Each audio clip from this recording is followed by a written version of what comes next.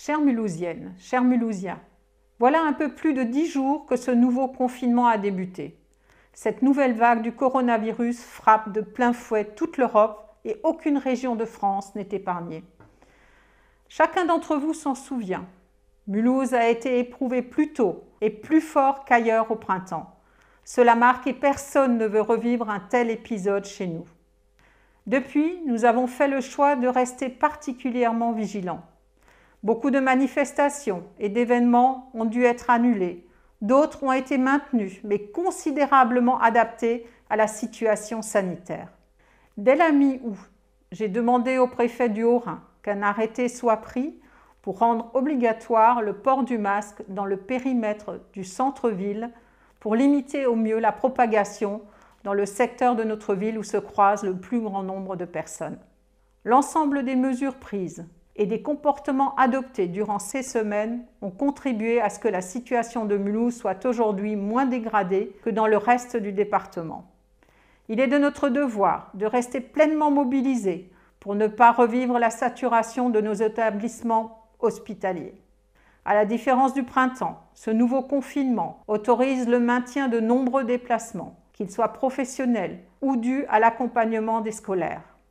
En conséquence, dans un souci permanent de protéger le plus grand nombre, j'ai demandé au préfet du Haut-Rhin de généraliser le port du masque obligatoire à l'ensemble de la ville.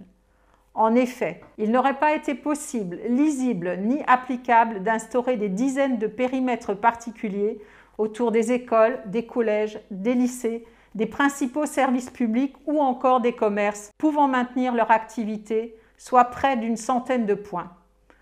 Pour qu'une règle soit bien appliquée, elle doit être comprise par le plus grand nombre. Aussi, à compter de ce jour, le port du masque devient la règle à Mulhouse. Comme vous le voyez sur la carte diffusée en ce moment, il y a une exception pour les espaces naturels boisés, éloignés du centre-ville, tels que la forêt du Tannenwald, la plaine de Lille ou encore la promenade de la Dollère, permettant à chacun de s'y oxygéner en évitant toujours les regroupements et en respectant les distances physiques de rigueur. La décision de ces nouvelles restrictions ne réjouit personne et j'espère que cet arrêté, qui est valable jusqu'au 1er décembre, n'aura pas besoin d'être renouvelé à expiration. J'ai vraiment à cœur, avec mon équipe municipale et au premier rang duquel Jean Rotner, premier adjoint, de protéger au mieux les Mulhousiens et de mettre toutes les chances de notre côté pour éviter de nouveaux épisodes dramatiques. Nous fondons l'espoir que la situation se soit améliorée d'ici là pour nous permettre de vivre un temps de Noël, certes différent, mais néanmoins en famille. Je vous remercie toutes et tous pour votre compréhension et votre sens du civisme. Ensemble, Mulhouse résiste encore et toujours.